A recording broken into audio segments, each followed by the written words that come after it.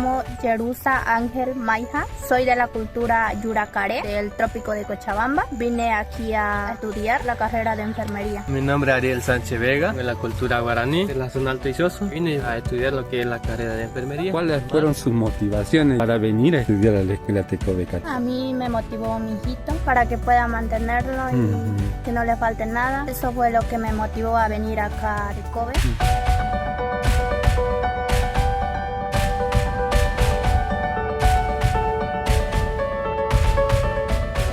Martes creo que era, fue cuando dijeron que tenemos un taller y quienes querían participar, y decimos yo y mis compañeros y algunos más, y no sabemos lo que era hidroponía y nos dieron un pequeño concepto de qué se trataba, que es sobre las plantas. Bueno, más que todo son de los vegetales, o sea, no necesita tierra, solamente necesita alimentarse de agua nomás y un poco de nutrientes. En eso consiste la hidroponía. La hidroponía es un método de producción donde prácticamente se reemplaza el suelo, ¿no?, que es el medio de anclaje de la planta, por un sustrato inerte, llámese arena, puede ser piedra volcánica o comúnmente agua también, ¿no? Con este sistema lo que se busca es maximizar y hacer un uso más eficiente del recurso agua, ¿no? Bien sabemos que en el lugar donde nos encontramos tenemos ciertas limitaciones en acceso al agua, y otro de lo que se busca con esto es aprovechar, tener cultivos o tener productos fuera de la temporada, llámese así en invierno o en condiciones que a campo abierto no puedes producir. Entonces vamos a estar produciendo en este lugar, ¿no? Y para poder tener esta infraestructura, ¿qué materiales se han requerido? Aquí pueden ver un invernadero más de tipo rústico, ¿no? Dependiendo también de los recursos con que cuentas, recurso económico principalmente, puedes armar de otros materiales, ¿no? Prácticamente todo es de madera, cubierta de plástico tipo lechoso, agrofilm, con 250 micrones de espesor, ¿no? Y en los laterales, malla semisombra al 50%, ¿no? Para tener ciertas condiciones para la producción de las plantas, ¿no? En el tema productivo tenemos diseñado para dos tipos de hortalizas principalmente, ¿no? Hortalizas de fruto y, como aquí pueden ver, esto es lo que generalmente conocemos como una cama de producción. Aquí puedes producir lechuga, apio, perejil, acelgas, todo lo que generalmente es de hoja, ¿no? Aquí en esta cama ahorita tenemos una capacidad de producción para 390 plantas, ¿no? Esto va a funcionar solamente con agua, ¿no? Es un sistema raíz flotante donde en cada hueco que se puede ver va a ir una planta, ya sea de lechuga, sea de acelga o de perejil, dependiendo de lo que uno decida producir, ¿no? Cada planta va a ir con un canastillo para que no se nos vaya por el largo de la tubería.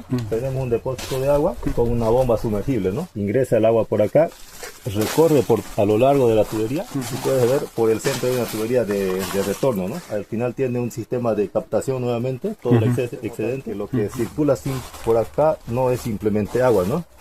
Sino es una solución donde ya cuenta con nutrientes, ¿no? Nutrientes para que la planta pueda crecer y desarrollarse, ¿no? Esos nutrientes ellos lo disponen en el suelo, pero como aquí no va a tener suelo, va a ser la raíz libre, el agua tiene que tener sí los nutrientes para que la planta pueda desarrollarse. Para germinar.